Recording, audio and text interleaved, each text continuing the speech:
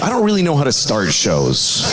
Come on now, don't start liking me now. So yeah, I'm funny compared to, well, you'll see later. I stand for mayhem! I know a lot of fucking idiots that think a lot of shit is mean-spirited just because it goes against what they believe. But the relief of comedy is it takes things that aren't funny and it allows us to laugh about them for an hour. We got a purple suit to buy and a gigantic coffin. Why are you laughing?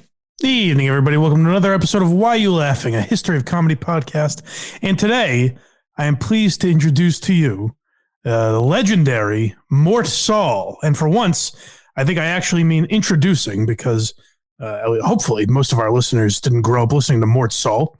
I hope we don't have 100-year-old listeners here. But the guy is absolutely a legend and, one of the godfathers of comedy, really, if you think about it. And, I think if we look at, I hesitated to do, so he passed away, Mort Sahl, I think like the week we started this podcast, or definitely the month we started it. He passed away in October of 2021, and I considered doing an episode then, but we were already doing Norman Lear and Lenny Bruce in the first few episodes, and I was like, how far back do we want to go? Because I like doing people I'm a little more familiar with generally. And that has panned out as far as listeners of the episodes. Those seem to be what you guys like as well. But I figure if we're going to talk about the history of comedy, like I think the two most fascinating episodes we've done to me are Lenny Bruce and the Three Stooges, because I didn't know as much, and Jackie Gleason as well, because I didn't know as much about them going in. And I feel like I learned a lot. And the fascinating thing about these guys is that they built something that didn't exist. Like the geniuses we talk about today worked with a template that was, I said that weird, a template that was in place and improved upon it and, made it their own thing and innovated in their own different ways. But guys like Lenny Bruce, Mort Sahl, Three Stooges, Jackie Gleason, they created something out of nothing. They took an art form that didn't exist and just made it a staple for the next, 100 years, essentially.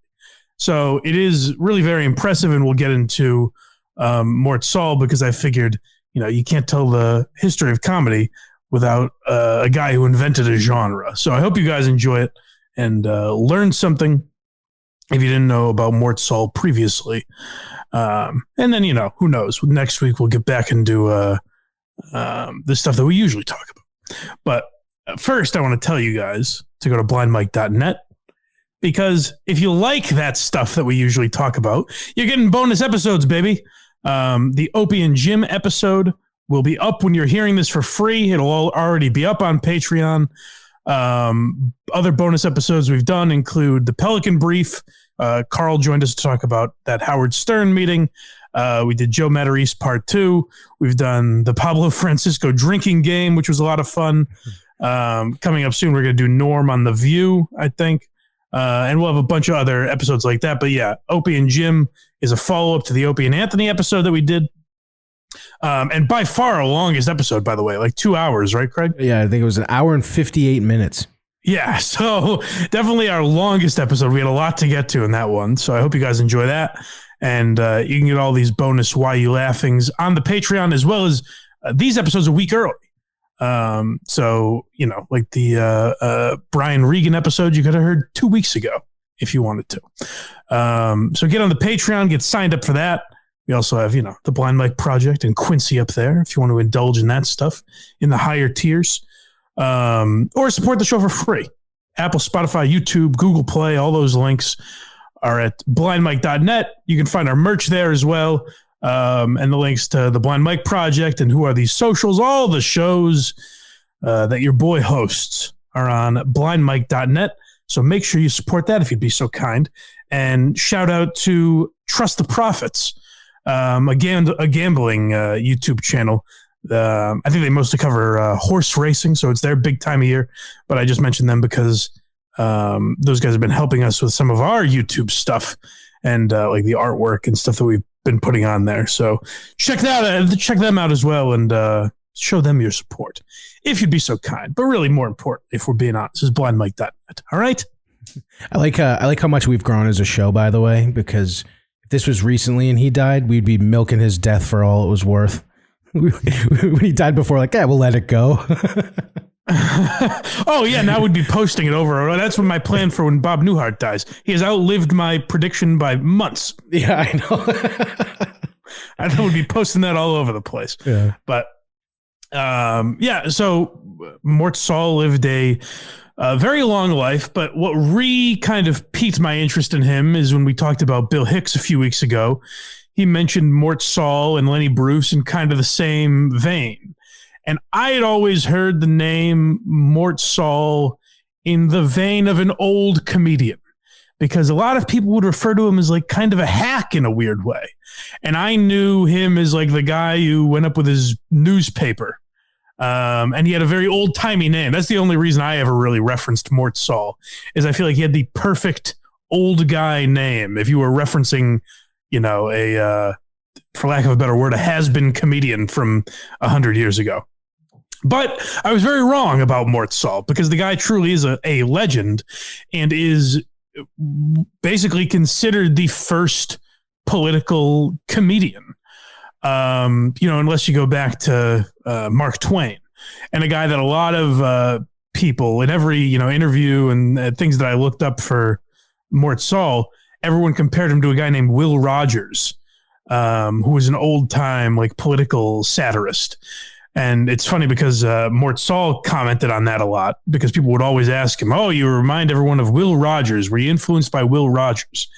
And he said, "Well, I don't know that I love that comparison, because Will Rogers, I'm saying that right? Yeah, Will Rogers was a bigot. And a lot of people will say, well, that's the time that he grew up in. And my answer to that is, well, that's awfully convenient, which I think is kind of funny, because if you look at guys like Mort Sahl and Bill Hicks and Carlin for sure, Lenny Bruce, they were very forward thinking. So they were ahead of their times in a lot of ways, where Mort Sahl didn't feel guys like Will Rogers necessarily were. But he was the son of New York Jews, which you can probably assume by the name Mort Sahl, but he was born in Canada, Quebec, and then grew up in Los Angeles. So no real New York ties. And then at a very young age, the guy was always a patriot through to his core. He joined the ROTC at 14. He was, I guess, a great marksman. He won whatever they give out for that, awards or badges. I'm not a military guy, but he was very good, apparently, in the ROTC at age 14. And then at age 15, he ran away from home to join the military. And this is how different things were back then, is that it took 2 weeks for his mother to come and get him from the military. So like for 2 weeks, a 15-year-old just pulled off that he was in the military. That's gotta be wild for a parent. Be like, I wonder where he is, because back you don't have cell phones. Hey, he's just gone. We'll figure it out. Give us 2 weeks, we'll find him. But that's the great thing about learning about a lot of these old guys is, and I know I say it every time, but they lived a life, whereas now a lot of people who want to get into any of the arts grow up watching those arts. I think it was Chappelle that said, like, basically I was raised on TV, and that's kind of how I got to be the way that I am. And, I always reference the Norman Lear quote, or, paraphrasing, but Norman Lear said that, I grew up writing about my experiences.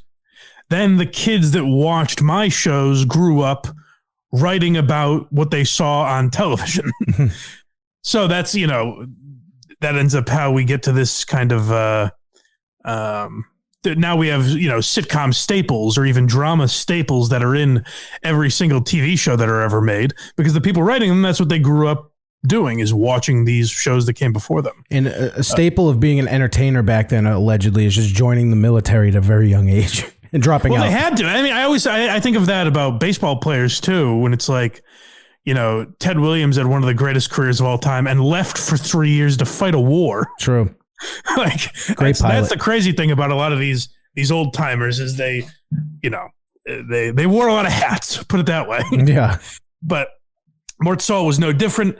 And then, even though his mommy told him he could not go off to fight the Nazis at age 15, he still joined the military when he was of age. But it was even a rabble rouser back then because I guess there was some sort of he was stationed in Alaska, and there was some kind of military base newspaper or newsletter or something. And he would get in trouble because he would write essentially not necessarily anti-military, but against the establishment, against what he was supposed to be doing. Right. He would constantly grow his hair and his beard out and, fight the power, so to speak. And so eventually he was discharged, I believe honorably, but he was discharged from the military after being a real hellraiser. And then eventually got into comedy. One problematic note, and let's try and remember the guy was born 100 years ago, all right? But I do have to note that his first wife he met when he was 26 and she was 16. And they were married for 3 years. So they were divorced by the time she was 19. I guess she was, past her prime by then. Her brain fully matured and she went, what am I doing? Yeah. Or Mort said, well, that's enough of that, Right. 19 was an old maid back then. But the one reason that was important in Mort's life is because it brought him to she went to Berkeley College, I think, up by San Francisco, and it brought him out that way. And, San Francisco throughout the years has had a real comedy scene. Obviously New York and LA are famous for that. Boston in the 80s is probably the best example of having a real legitimate comedy scene. I know a lot of guys have come through Chicago, but San Francisco is a place that probably doesn't get enough credit for how many people started their careers there. We talked about that with Robin Williams a little bit too. But Mort Sahl started out there, and like I said about Lenny Bruce and these other guys, is Mort Sahl had to create a genre. He would perform at these nightclubs and strip clubs and all kinds of places that these guys had to perform because there wasn't even such a thing as comedy. You didn't make a career out of comedy. These were guys on the fringes who just wanted to get on stage and tell jokes. And Mort would write plays, kind of essentially, now they would just be called one-man shows, but again, that didn't really exist, at least not in the way that Mort was doing it. So he would kind of write these plays for himself to perform on stage. And even that didn't really quite catch on until he was performing at the Hungry Eye in San Francisco. The letter I guess, which I think stood for intellectual, which, boy, does that seem like a pretentious place. Sure does. I don't know if it was that way at the time, but in hindsight, boy, does that sound like a real highfalutin establishment that you wouldn't be hearing comedy now. It's the name that the Purple Onion wished it had. Yeah, I don't imagine Tim Dillon was walking into the Hungry Eye. No. I guess is my point. No. But so he would perform at the Hungry Eye, and he started out performing for $75 a week, which I always love the money in those days, but I guess that'd be the equivalent of roughly $750 now. And by the time he was done there, not done, but by the time he reached his peak there, he was making $3,000 a week, which again was the equivalent of about $30,000 now. So he really rose to prominence, and what his act was it appeared to be like reading the newspaper, and that's where you've seen that parodied a lot, I'm sure, and didn't even realize it was a Mort Sahl reference. But he would go up on stage with, whatever, the New York Times or whatever it was, and just basically use that as a reference.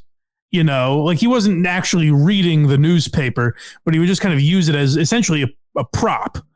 But the reason he had it up there with him is he would have these notes in the back of the newspaper of just topics, essentially, that he wanted to hit, headlines or subjects that he wanted to make sure that he hit by the end of the show.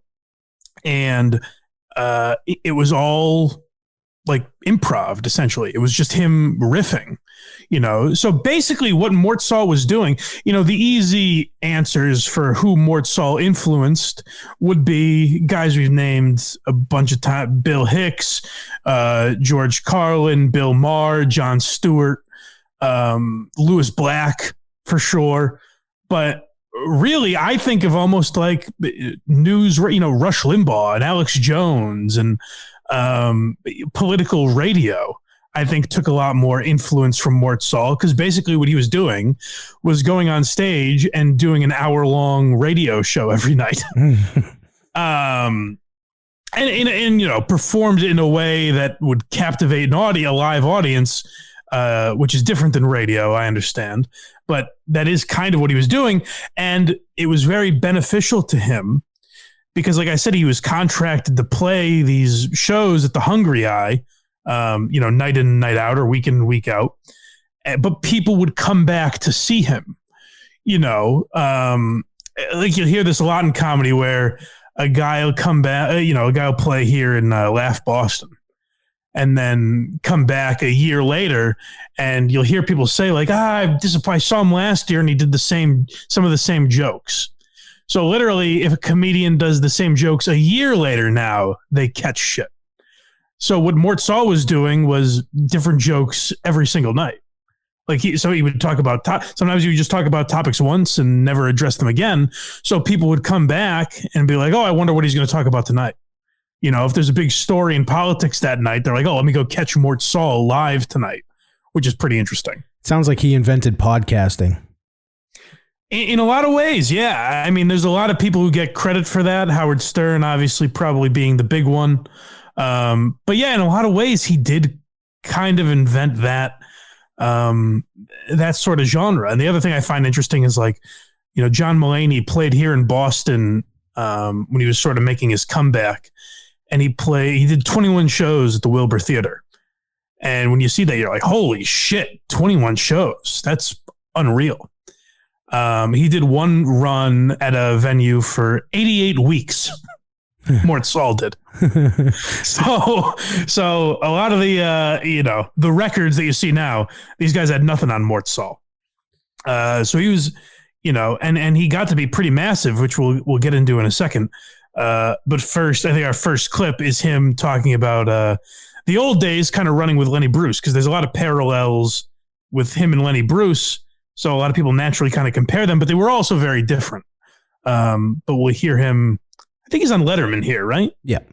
Yeah, he's with Letterman talking about his days rolling with Lenny Bruce. Were you guys pretty much on the same level, or was one a little farther ahead of the others? Well, he can incite people more than I could, We worked together in San Francisco. He was at a club called the Purple Onion, and I was at the Hungry Eye, and they were across the street from each other. And he had a deal with the club owner to pay him every night. He never trusted club owners. Mm-hmm. And he had a Volvo station wagon, and if they didn't pay him every night, when they closed, out of the receipts in the cash register, he would take all the furniture out of the club, tables and chairs, and put it in the Volvo, held hostage till he got his money. Yeah. When he was busted for profanity, they had police in front who would listen. He never knew they were plainclothes police, even though they had white socks and rather short haircuts and all, but he never caught on. And then one of his devices was to swear in Yiddish, but then they got bilingual police, to sit in front. So he'd swear and they'd arrest him. Yeah. And I would go back and do his show and collect and go down and bail him out. Right. At the San Vicente and Santa Monica Boulevard at the sheriff's station, right? You remember that. So I only did 12 minutes in those days, see, so I could do his show too. Mm-hmm. And the star would do about an hour, Peggy Lee or whoever. And a lot of people who see me now, they'll say, well, gee, now you do an hour and a half, what happened to your discipline? So I always say, well, there wasn't that much wrong then, so I could cover it faster. Anyway, I would do his show, and then I would go back and do my show across the street, and I would do his show, and I go back and do my show, and we did 3 shows that. Yeah. And it was a big convention of doctors in town from the American Medical Association. They're all reeling around the street without their wives, and they've got those buttons on. It says, "Hi, my name is Fred," Western Regional AMA. So I'd finished. His second show was going back to do my second show, and as I crossed the street, these 3 doctors came lurching toward me, and a guy said, "Hey, kid, there's a guy in the other club doing all your material." So, honestly, Lenny Bruce getting arrested was beneficial for Mort Sahl because he could just run across the street and do his show too. It does sound beneficial. Nice payday, although you had to bail him out because he said ass or something, right?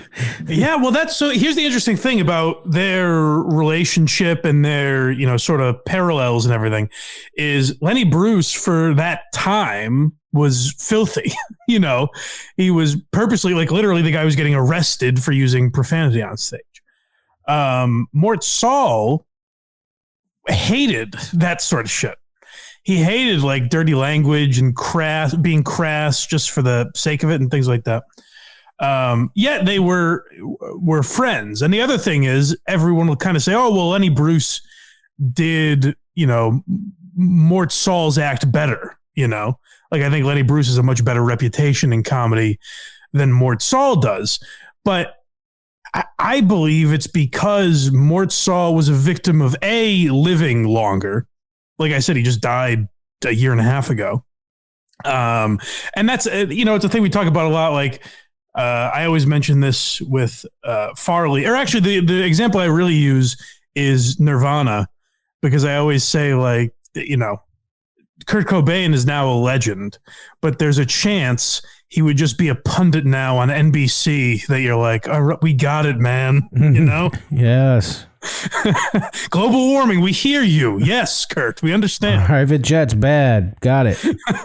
So, there is something to that about like, dying young does preserve your legacy in a sad way. But the other thing that I did note is like Lenny Bruce was more, he would comment on like the government and things, but it's more the grand scheme of things, the way Carlin did. And even the way Chappelle does now. And I'll mention some parallels I think Mort Sahl and Chappelle have later. But like, where yes, you're talking like technically, politics, I guess it could be put in that frame, but it's more broad, the topics that Lenny Bruce would talk about. Whereas Mort Sahl would literally talk about headlines.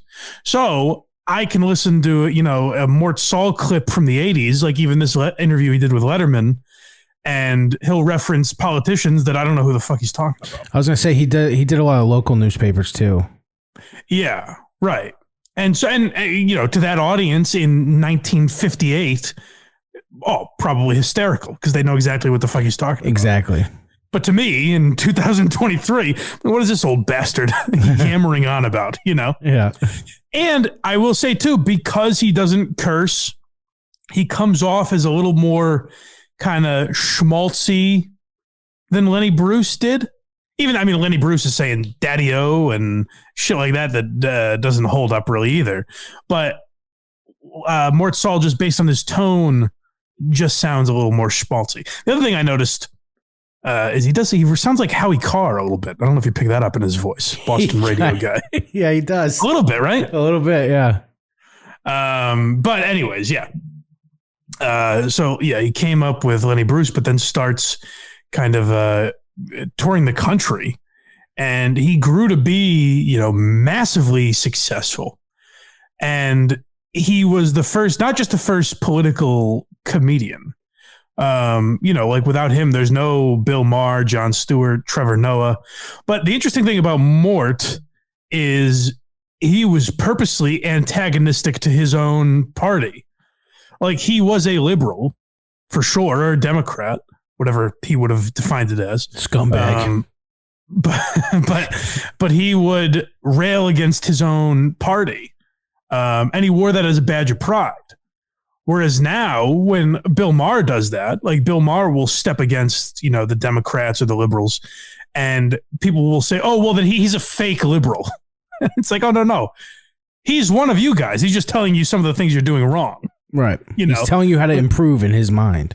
Right. But there's no room for that anymore. Whereas, people back in the day found it captivating when Mort Sahl would do that. Now, to kind of play devil's advocate to my own point here, I think some of that is because there weren't 10 million outlets. Now if you want the opposing view to MSNBC, you just click up a couple channels to Fox and it's right there. Whereas you would really have to seek out a liberal with the opposing viewpoint in 1958. If you wanted that as far as entertainment goes, that was work for you to find, Yeah. But yeah, he was on the cover of Time magazine in 1960.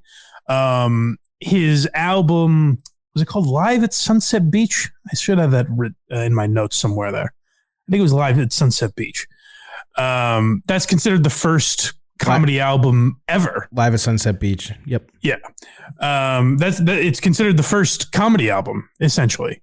No one was just recording them talking and selling it, but that's what Mort did and put it out, and it sold a ton of copies. He also hosted, I think they had like co-hosts back then, which is kind of what they've done in the last couple of years as well for the Oscars. But he was one of the co-hosts at the Oscars, and he also hosted the first ever Grammy Awards, which is kind of hilarious. Because if you think of the Grammy Awards now, and you think of this old Jew talking politics, would be so completely out of place. But yeah, he hosted the first Grammys as well, because that's the thing is like now you kind of look at Mort Sahl as this old stiff, but back then he was cool. He was hip. And even we'll talk about his downfall, but when he made his comeback, it was colleges. Now colleges are thought of as very uptight, and you could never get away with any innovative or edgy material at colleges. But colleges saved Mort Sahl's career because he could go play these colleges because that's where you could go if you were rocking the boat a little bit.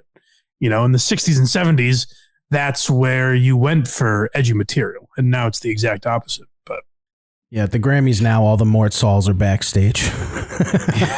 Well, Mort Sahls, yes, are running the show. But what is we're gonna bounce around. I fucked up the timeline a little bit here, so I think we're bouncing around. Is our next clip the Kennedy stuff? Yep. Okay, so this is after Mort Sahl was massively famous, obviously, because like I said, he was on the cover of Time in 1960. So he's a huge star going into the 60s. And then he worked for John F. Kennedy, which is, again, something you don't see a lot of comedians doing, working for the president. He would basically write what they referred to as patter, which my interpretation just on everything I read was that he wouldn't necessarily write jokes for Kennedy, but kind of like write riffs on topics, basically. So it wasn't Kennedy doing setup punch, but he would kind of write things that filled out his speech with a little humor, basically. So let's hear a little bit about how that all kind of came together. During the campaign, Mort received a job offer from an unlikely source. Joseph Kennedy asked Mort if he would contribute jokes to the presidential campaign speeches of his son, Senator John F. Kennedy. Mort took the gig. So they brought me to the altar as a burnt offering to the Kennedys. and the old man was naive enough to think that I would get right in the line. I guess they didn't listen closely to the act of what that act is. Senators, of course, Senator Kennedy, and that brings up the issue of faith, so you must all remember to be tolerant and judge a man on his ability, not his faith, which is our tradition.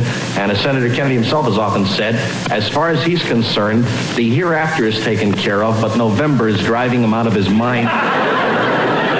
I think the value of performers in a campaign, if I wanted to help a guy become president, I would endorse the guy running against him. I think that should be the most help. And it's interesting to hear him say that, because that's kind of a code he lived by, is like, if I'm talking about a politician, I'm pointing out their flaws or things I disagree with, basically. I'm not up here on stage to wax poetic about Kennedy. So, I guess Joe Kennedy as a businessman was like, if we get this really popular, funny guy to give JFK jokes, that's going to make him more likable. But what Mort said to him, and we'll talk about the phrase loyal opposition when it comes to Mort Sahl a little later, but that's what he said. That's the phrase he used to Kennedy is, to Joe Kennedy, that is, I think you misunderstand. I'm the loyal opposition. I'm supposed to be against you guys. So he takes the money, which you can judge that however you will, as far as his morals. But like he did take the money, but he was always, much like when he was in the military, he was always doing his best to rock the boat. And it caused a lot of people in that camp to really have a lot of disdain for Mort Sahl. Now, by other accounts, Mort and JFK became very good friends. They were very close, but I think some of the powers that be did not like having Mort around and felt it was a bad move. He can't be the funniest guy in the room. Well, I think it was more the points he was making a lot bothered him. What's that? This is, by the way, from a documentary, I believe that was on PBS 20 something years ago that we're pulling from here. But what's next? Get in line. Yeah, I mean, well, this goes to what we were speaking about, where Mort was stepping a little out of line, and back then it was a lot easier to silence people too. So, in 1959, I was represented by a man from Beverly Hills named Milton Evans. In 1960, after the election, Evans returned and said to me, the old man is unhappy with what you're saying. If you'd only listen to reason, you would do much better. And I informed him that I had no grudge against the president, but it's my basic policy to do jokes about the incumbent. And he finally told me that if I didn't get in line, which means kid Republicans only, I would think a house fell on me because the ambassador was very unhappy. I said, well, what's going to happen? Can you be specific? He said, you'll see. That's horrifying. Terrifying. You'll see. But what I love about that, and the main reason I walked away from the prep for this episode really liking Mort Sahl and respecting him, is right there when he said it's my basic policy to make jokes about the incumbent. He's not saying it's my basic policy to make jokes about the Republican president or the Democratic president or nominee or whatever. He said, I'm making jokes about the incumbent. So whoever is becoming president, I'm writing jokes, baby. Yeah. And that was his general policy. Whereas now, when you look at late night, you look at Colbert and Kimmel, and like I said, God forbid anyone rocks the boat like Bill Maher. It's, he's faking being a liberal. He's actually a Republican now. Not at all. It's like, no, he doesn't agree with everything 100%, but that doesn't change. He was considered a fucking left-wing moonbat for many years, Bill Maher was. It's crazy, too, because everyone forgets how much that guy hates Trump because he made a slight joke towards Biden. So everyone's like, fuck him. Right, yeah. Or even just Bill Maher talks about woke culture, and people try to put Republican or Democrat on that. It's like, no, the guy's 70 years old. Yeah. He's not going to agree with what your limits are on speech and things like that. So that's what I really liked about Mort Sahl, is that he's like, I'm making jokes. And it's something I think SNL used to hold true to. Correct. Like, I would say they made pretty equal joke. Like Dana Carvey as Bush Sr. and Phil Hartman or Daryl Hammond as Clinton. I'd say the shitting that both guys got were pretty equal. For sure. Or if you want to use Bush Jr., I guess is the better example. But yeah, like the mocking that the president got on, say, SNL, didn't matter if they were Republican or Democrat. Whereas now I don't know the guy that plays Biden on SNL because it's made zero impact. I have no idea who he is. No clue. I was Jim Carrey, I think, right? And then it was Woody Harrelson, I think, but now it's just a member of the cast, which is what it should be.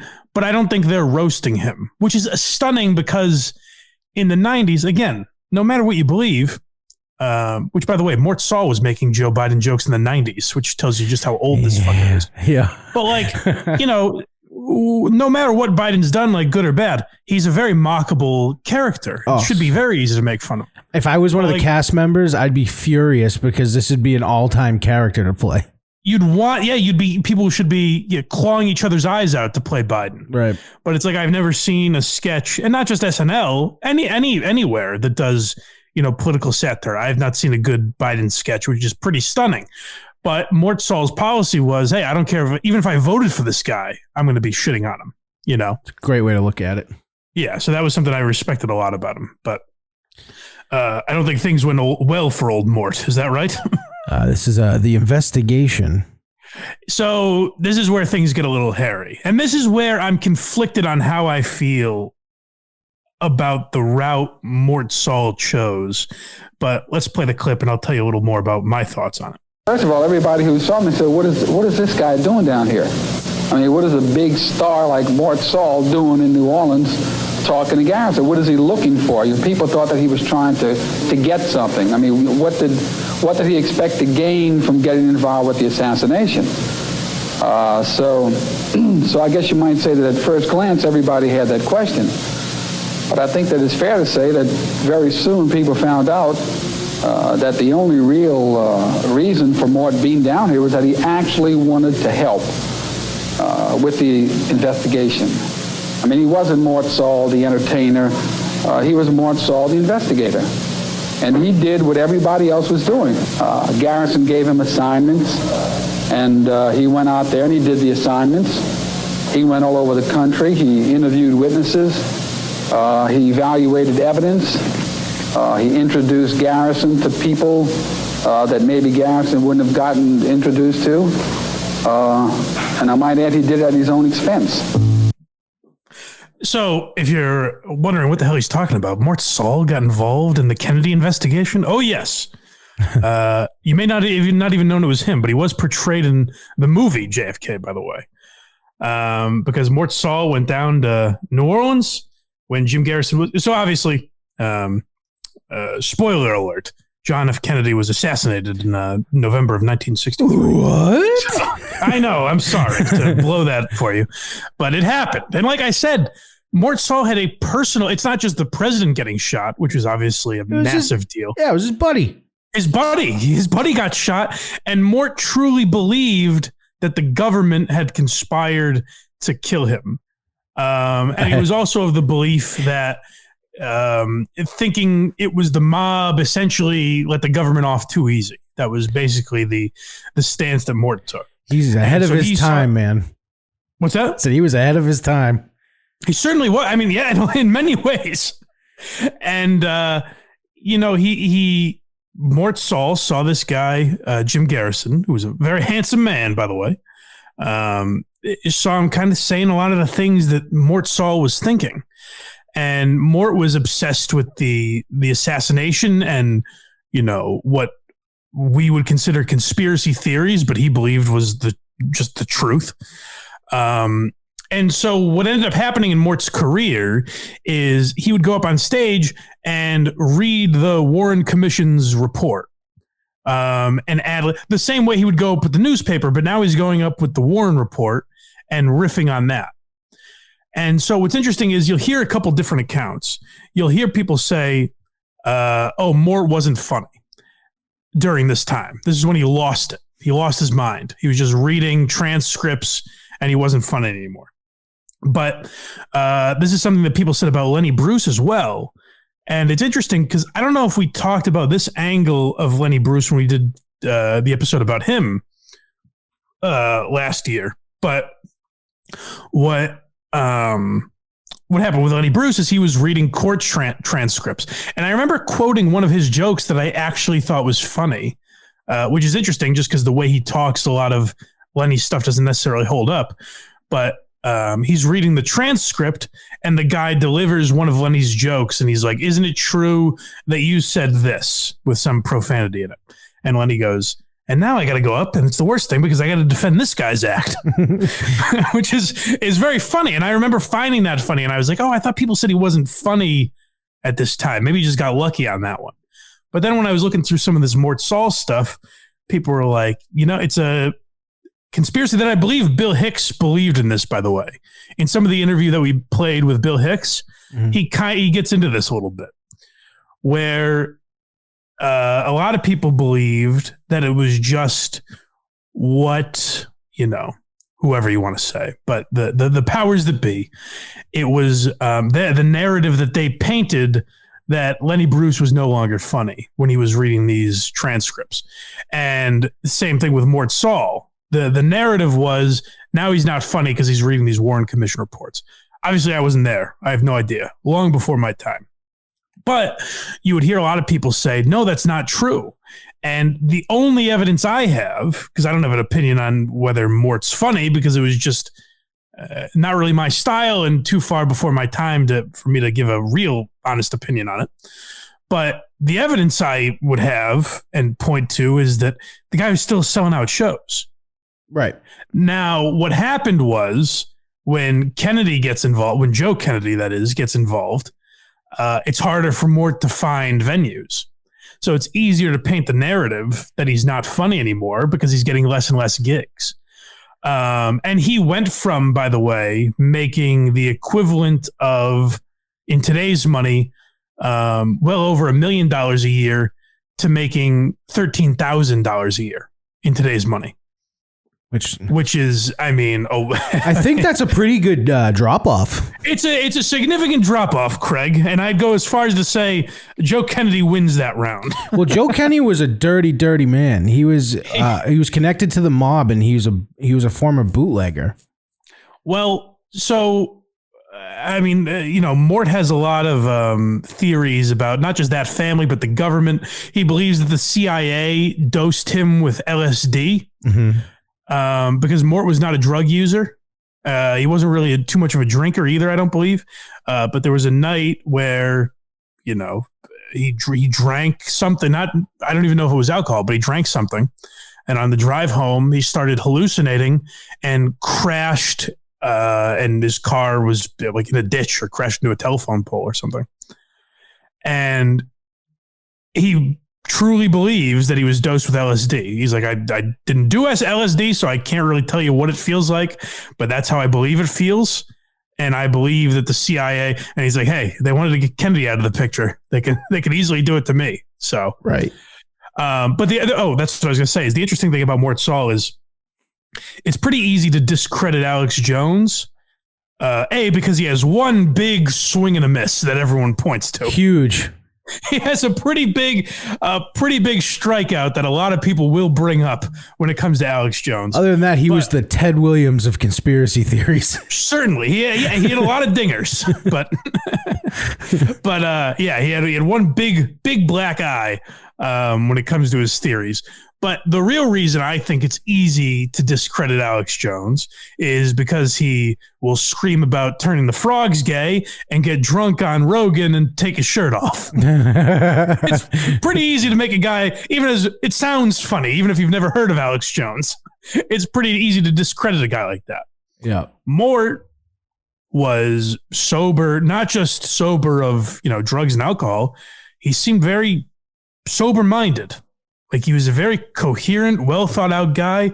He was not a nut, even after working in this investigation, which I think could drive a lot of people crazy, and being blackballed from comedy or entertainment in general. I think that could really drive a man nuts. Yeah.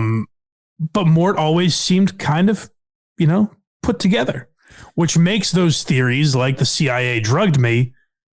There's a little more weight to it, at least from my perspective, when a guy like Mort Sahl says. Plus, I also agree with them. I think the mob had heavy influence on the Kennedy assassination. Well, it's possible. Who knows? That's for the Kennedy episode we're doing. He was a funny guy. Yeah. All right, what's next? I think we're still in this documentary. Yep. This one is still funny. Oh, I blew my wad. I forgot we had a clip about it, but this goes to what we were talking about a minute ago. He read some things from the Warren Report. He made fun of them, and they were funny. There were some funny things said, but I got to a point where every time I'd hear Kennedy's name mentioned when he was on stage, I'd just freeze up because I knew that people were saying, oh, God, here he goes with the Kennedys again, I mean, all of a sudden, you've got this guy who gained a worldwide reputation for being controversial. He gets involved with an investigation with Jim Garrison on the assassination, and all of a sudden, everybody's saying, you better stay away from that guy because that guy is really run amok. He and Garrison have run amok. They're so involved in that case that Mort is not funny anymore. He's just not funny. But of course, that was hard to believe because he was as funny as ever. I'm actually glad we played that clip because it reminded me of a point I wanted to make where you hear the kind of two conflicting points there, where one guy says he's as funny as ever, but the first guy you hear, he's like, I got sick of it. I got sick of the Kennedy stuff. It was it was that time's COVID jokes. Yes. Or, well, so the comparison I thought of, which I actually think is really a pretty solid one-to-one comparison, is Chappelle with trans stuff. Yeah. And well, here's the reason I find that way. That's not even me shitting on Chappelle. No, I get what you're saying though. Because there's, it's Kirk will mention it sometimes on KMS. We'll talk about whatever the story is that everyone's freaking out about, and it's so important.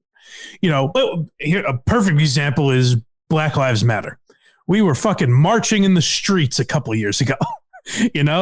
We were setting buildings and Twitter ablaze with our takes on Black Lives Matter and defunding the police and everything.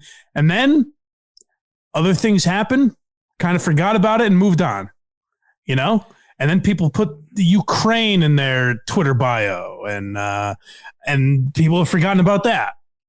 It's just whatever the cause of the day is, you forget about, which there's two sides to that. One is, hey, people have to move on with their lives. If I hear a guy talking about the Ukraine, we make fun of, on the Blind Mike Project, we make fun of our boy Richard Ojeda, because you could tune into any episode of Ojeda Live and he's ranting about the same 3 topics every single day. Yep. But if you think that's important, shouldn't you be talking about it every day? Correct. Well, yeah, right. It's just I agree with it, but that's when you just shut it off. You're like that's the tough dichotomy where, from Mort Sahl's perspective, he's like, I am telling you, the government conspired to kill the president. No, I won't shut up about it. Okay, junkie. But if you're Mort's audience, you're like, no. I agree with you, but I heard it last night and the night before. You know what I mean? So like Chappelle, when he puts out these specials where he has trans jokes, for him, he's like, I really don't think you as a nation are listening to the points I'm making or the jokes I'm making. Yeah. So let me try that one more time. So let me try it again. But then you listen to me, I'm a fan and I'm saying, no, like Dave, I got it. I agree with you. The problem is I agree with you and I'm the one watching your specials. Right. Right. You're not getting through to the other side, so that's the tough thing. It's like, where do you let that die? And Mort, while I do think, hey, the guy was blacklisted for sure. Mm-hmm. There are clubs that would not have him because powerful people told them not to. But there's also an element of, I can understand the audience getting sick of like, dude, Kennedy's been dead for this. The investigation, when he met with Garrison, that's 1967, 4 years after the assassination. So and then when the investigation's done, like how long did that take? So I'm guessing I can completely understand the audience being like, dude, we got it. Either we agree or disagree with you at this point. Same team, guy. Next. Yeah. But then Mort's saying like, you obviously don't get it because nothing's changing, So it's tough. It's tough to figure out what's the right route to take. Please talk about the San Francisco Giants, please. Yeah, right. All right, what's next? I think we have one more clip from that doc, right? Yeah, Victim of the Times. A little bit, he was like a dog with a bone because he was outraged and he was incensed and he couldn't in his heart understand why people just wanted to let it go. I think he was shocked not only at what happened, as the rest of us were, but at how many people, in the name of wanting to put it behind us, turned vicious towards the people that didn't. That's probably a national psychosis that we subscribe to. And Mort treads the delicate line between entertaining and informing. He's not exactly a Jeremiah, but he is a person who tries to hold up a mirror. And I think people tend to resent it. We're cultural amnesiacs. We don't like news to hang on. He's been a victim of the times in that regard. And that, I said that in a different way about Bill Hicks, where, like, as far as his legacy goes, Bill Hicks might be lucky that he died at the age he did, because if Bill Hicks is alive today, there's a lot of people that are, no matter what his take is on today's issues, there's a lot of people that would be like, shut up, old man. We know, boomer, you know. Right. That's a crazy, a voice like Bill Hicks people would be saying, okay, boomer to him if he were alive today. Right. And so I think Mort was also a victim of that, where it's like, well, at a certain point now he's a 70, 80-year-old guy ranting about these issues. So people just don't want to listen to him, which is sad, but also I get it. And, I fell into this a year or two ago, however long ago that was, when I listened to Robert Malone on Rogan, and I started like tweeting all the time about it, and like I got really into it. And then at a certain point, I had to tell myself, like, you know what? I'm not smart enough to be the guy who's going to get through to people. Yeah. Other people might. There might be other people. I'm not the guy that's going to articulate this point in a way that unifies the nation. So I should just shut the fuck up about it. But the burden that Mort Sahl lived with is he was articulate and interesting and, forward thinking enough to get his message across to the country. So I think that's something he struggled with a lot, is like, well, people are listening to me about this stuff, so I want to get it out there, but it just, it was tough. And the main thing that helped out Mort Sahl, at least given my understanding, is during the Vietnam War, you have a thing where a large portion of the country thought that was a war we should not have been in. Correct. So the biggest, divisive issue of the day, people actually want to hear about and are interested in consuming more information on. And so that kind of revitalized Mort's career in a way, because he would go out and talk about Vietnam, and people would be like, oh, okay, the Kennedy days are over. We can go listen to him talk about something current, which I think helped him out a lot. He would have been an abysmal follow on Twitter. Oh, God. Here's the thing that's different about Mort, though. He always tried to keep it funny. I can't say always, because there were a couple interviews I heard that were a little more morose. So maybe not always, but he would try to keep it funny. But the other thing is, like, he was legitimate friends with people he railed against and voted against. Like there, a lot of the names I'm not well versed enough in politics to know, but it's like you follow, Rob Reiner on Twitter now. Ugh. And it's just him ranting about exactly who you think, if you pulled up his Twitter today, it would be him going against exactly who you think he's going to go against. And then on the other side, the same is true of Rob Schneider. Correct. Which, by the way, Meathead and Deuce Bigelow are two of the big political voices of our time, which really tells you a lot. But Mort was not doing that. I think Mort would be making jokes. He would have been certainly, I'm sure he did make fun of Trump, because he performed right up until COVID wiped everything out. He was performing into 2020, I think. So I'm sure he was making jokes about Trump. And then, I think if he were alive today, he'd be making jokes about Biden as well. So that is the one thing that I do give him a lot of credit for. But I believe the next clip is one more about Kennedy shutting down the Hungry Eye, right? This is Bonaducci, or what's his name? Balducci? Talking about the Hungry Eye closing. Yes, Enrico Balducci, which is a great name. Balducci. Yeah, Milt Evans once came back from Washington, and he came into the Hungry Eye, and he came back to talk to me, and he says he came back, he said, a very important thing to tell you. He said, you got to tell Mort to lay off a jack, because the old man is angry. He's going to go after him. He's going to go after you, too. And Mort said, what are you going to do, buddy? And I said, you just keep talking the way you're talking, and don't forget about it. That's all. Don't worry about it. So one day I walked down to the Hungry Eye, and there's this onion leaf, just a little onion sheet, and my secretary's crying, and she's like, what are you crying about? She says, read this. It said $490,000 I owed the government. I said, oh, you got to call them up. They mean $490 or $4.90, not $490,000. I don't owe them that. And she says, I called, and you owe them that. I said, what? And in 30 days, they want the money. They're going to close your club. It got me about 2 months later. It came fast. Boom. Yeah. So literally his home club, they got relic. They had their sites. It's also amazing when it's like the amount of fish that Joe Kennedy had to fry. It's amazing. He had that much time to think about Mort Sahl, you know? Right. But the other thing I do think of is like, you talked about him being, a bad Twitter follow, which is probably very true if he, had Twitter today.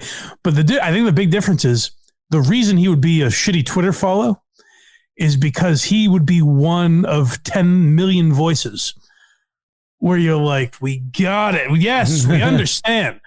Whereas in 1960, or, when he started in the 50s, he was one of one. Right. He was literally the only voice doing this on stage.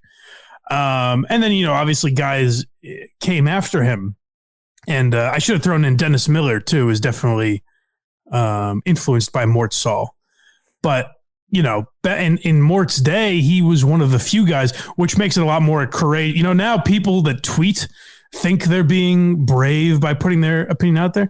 There couldn't be anything less brave than tweeting an opinion in 2023. No kidding. It's what fucking everyone is doing, Right. But, Mort definitely was a trailblazer and a ballsy guy for doing a lot of what he did and never having a moment where he was like, all right, you know what? They're, Joe Kennedy and all these people are, the CIA is coming after me. They're drugging me. Maybe I should change how I do things. I'm sure internally he had those moments, but he never really had that moment where he changed who he was, which is definitely, it's the reason we're talking about him right now. Like on this, it's the reason any show would talk about him in 2023 is because he had the balls to not change who he was and kind of fight for what he believed. Right. Next we have Woody Allen.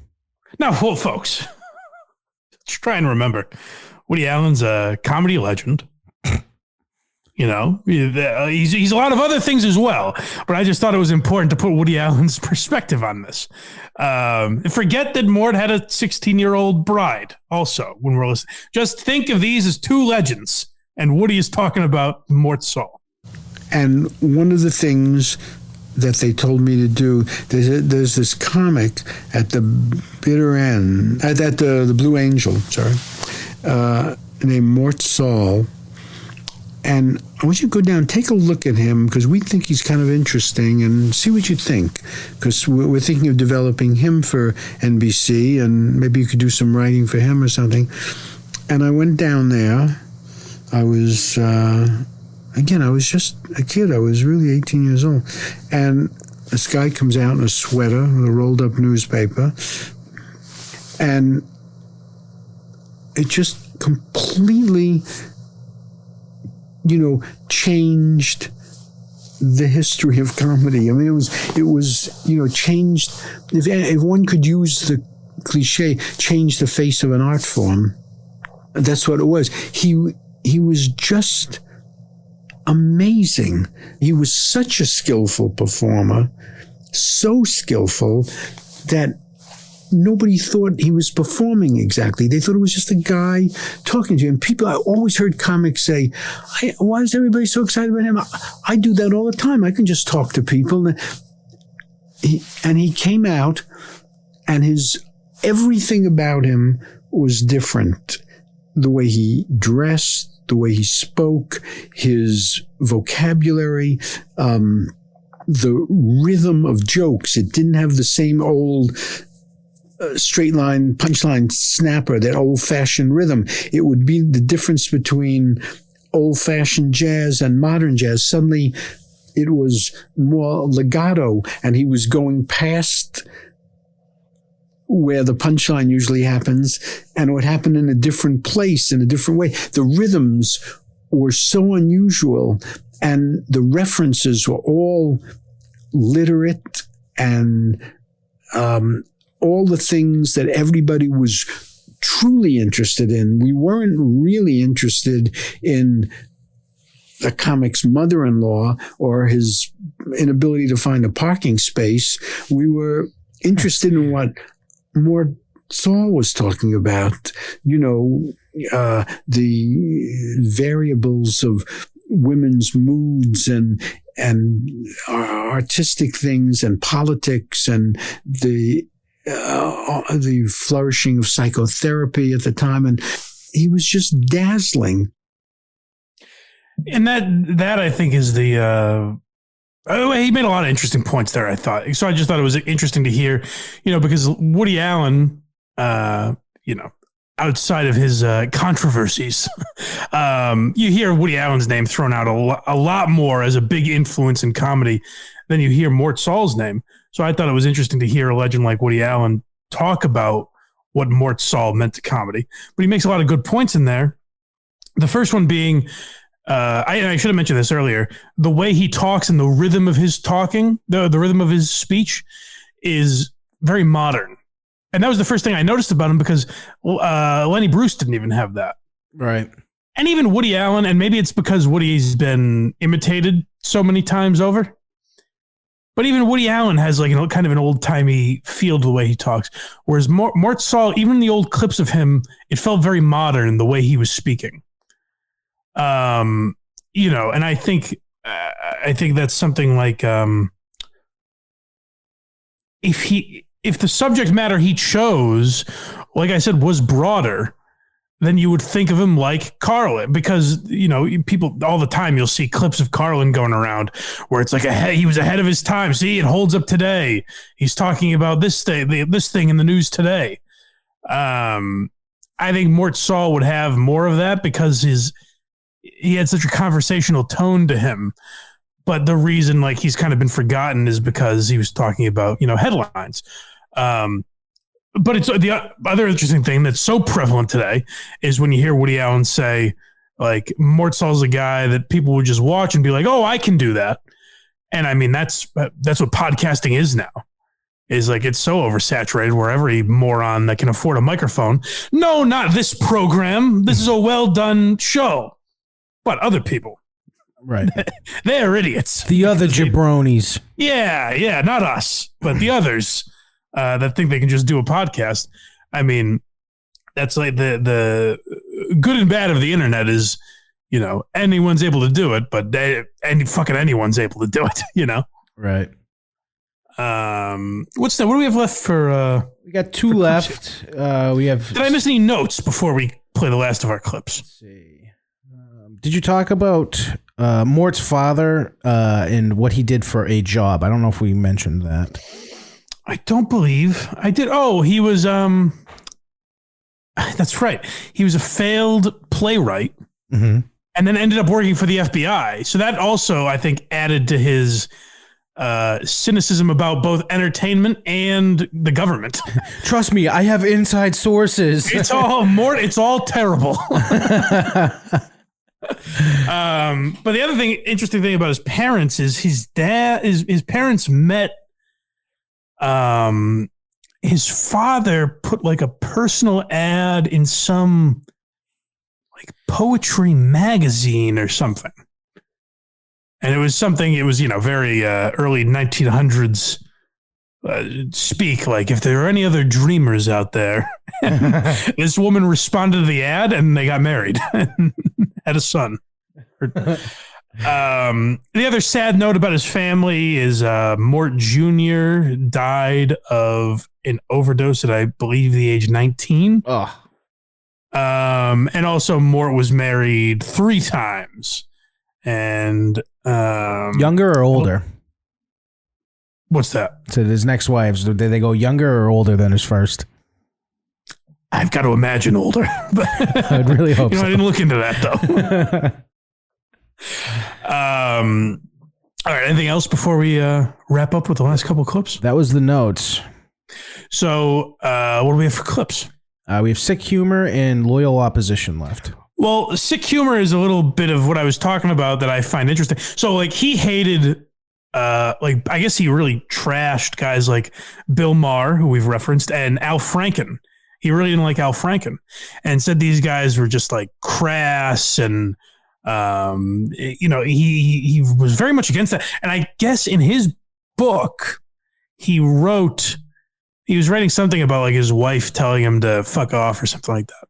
And then in that, like on that page, he says, "Now I apologize for the language." So he's very old school in that way. It's interesting for a guy that's that progressive in his thinking to be that buttoned up with language. But let's hear him talk about it a little bit. He's a real Cosby. Well, yeah, in some ways. I mean, a couple. Speaking of contemporary scene, most of the new comedians are showing a great deal of hostility. And anyone, who comes up and stands as an insurance salesman and verbalizes rather than dancing and doing imitations is automatically classified as an intellectual comedian. This is due to my lead. That is true. I had a lead in time, too, because I started in 53. Not because I was interested in the field of comedy. At that time, nobody was doing anything, but then television began to use people in volume, and the agencies began to encourage new people. And I built myself I weaned myself an audience in a year, and I built a circuit to work on around the country. And then when I wasn't available for that circuit, because there were just so many weeks, they would call other people.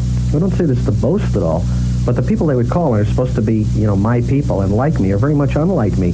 I admire a lot of them, and I'm very friendly with a lot of them on a personal basis. A couple of them are very close friends, but they're very unlike me. I mean, they're not slapstick comedians, but on the other hand, they're not all that cerebral. However, the satire is still at a loss. In other words, there is nothing satirical about sick humor, to my mind, and many of the new comics use sick humor. It's unrestrained hostility, and I'm afraid I'm hard put to find a satirist operating. I hate that attitude. Yeah, I mean, well, so to put it in layman's terms, if that was a little too convoluted for you, I don't think he was a big fan of dice. Put it that way. Yeah. No. Yeah, I don't agree with that. I think now here's where I think he has a point.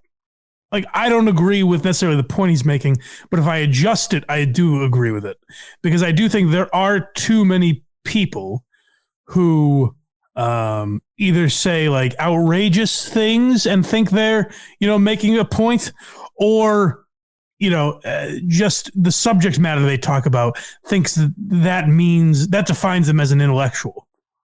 I do think there's something to that point where, like, if you just kind of frame yourself in a certain light, that makes you an intellectual, as opposed to the things you are actually saying, the actual thoughts you have. So I think there's something there, but I also don't think making jokes about your dick makes you a shitty comedian.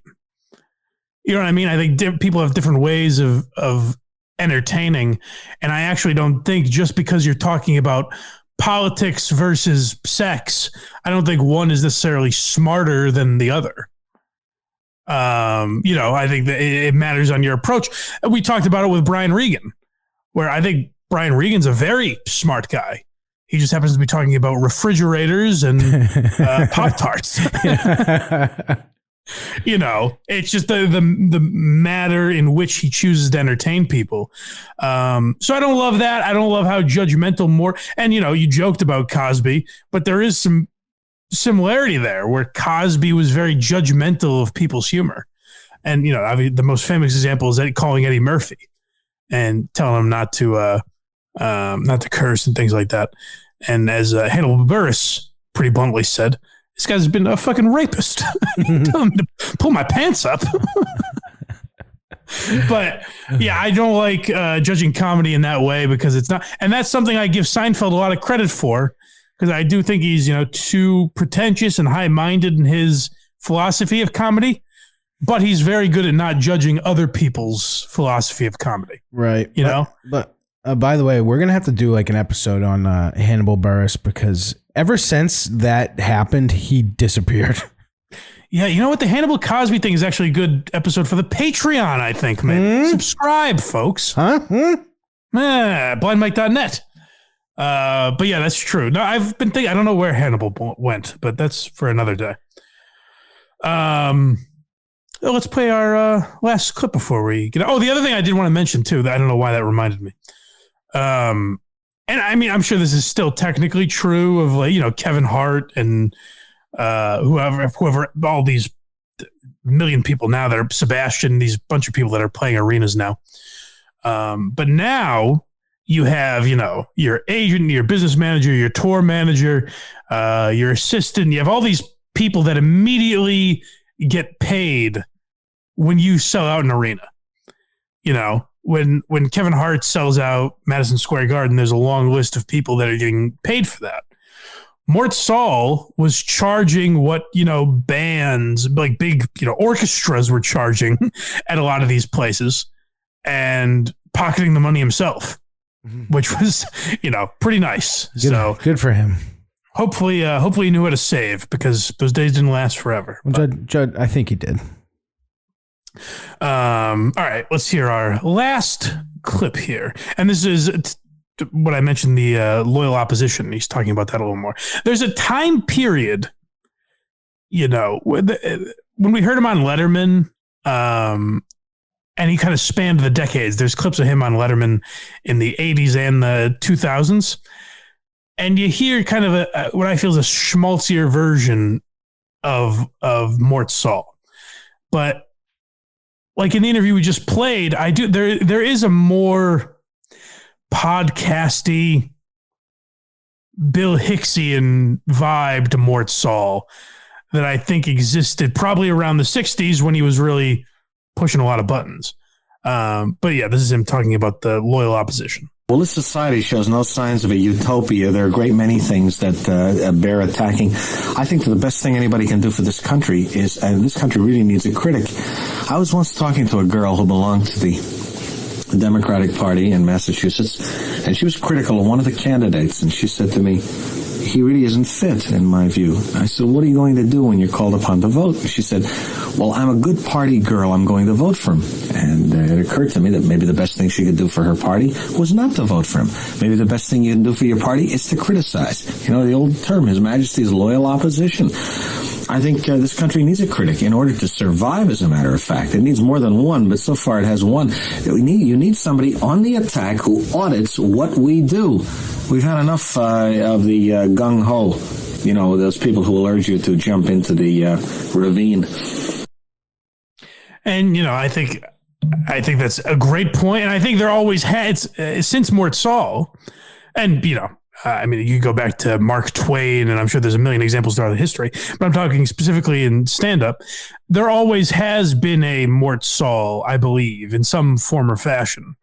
Whether you look at Kinison and Hicks, or Bill Maher, or Chappelle, or whoever, there always kind of has been, and I worry that this next generation coming up doesn't necessarily have that. A voice that is the loyal opposition. We'll find out in due time, but that is something I wonder about a lot. But it's something that Mort Sahl lived by. That, like I said, I really do respect a lot about him, and it's the reason that I defend. Like we brought up Alex Jones. I've never sat down and listened. I've never listened to an episode of InfoWars or whatever the fuck it is. Me either. I don't even know where to find it. Yeah, but I know that Alex Jones says shit that people don't agree with. And so I think that's important, I agree with even that. if he's wrong. Like, he was clearly wrong about the Sandy Hook stuff. $1 billion wrong? Maybe not that much, because that's my point is, you should be able to say crazy shit like that. The burden should be on other people to research, the burden should be on Alex Jones's listeners to look into what he's saying and decide whether or not they agree. It shouldn't be on the guy saying crazy shit necessarily. Correct. And I think Mort Sahl had a pretty good understanding of that, at least to some degree. And that's why I think he was so important to the history of comedy. So I thought we have to do an episode about the guy. I hope you guys enjoyed it. I hope you learned something and at least found it interesting. And, like I said, I try not to do many episodes about guys from, I keep saying 100 years ago. He just died a year and a half ago, but you know what I mean? His prime was 60 years ago. So 70 maybe. Yeah. So, I try not to go that far back too often, but like I said, you're talking about the history of comedy. You have to do episodes about Gleason and the Stooges and Lenny Bruce. And I think Mort Sahl's on that list for sure. Yeah. These episodes, I think the Three Stooges is one of our best episodes. It's one of my favorite, although I will in all honesty, I'll call that the Harry Cohn episode. Yes. He was my favorite character. I think eventually we'll do on the Patreon kind of a follow-up to Harry Cohn, see what other hijinks he got in. I'm all for that. We have to raise the dead for that episode. But yeah, so rest in peace, Mort Sahl, a true legend. And, hopefully this, there's a biography on him. And I tried to listen to his book. It wasn't available on Audible, the book that he wrote. So I checked out the biography, but I think he has an autobiography where he really rips into people.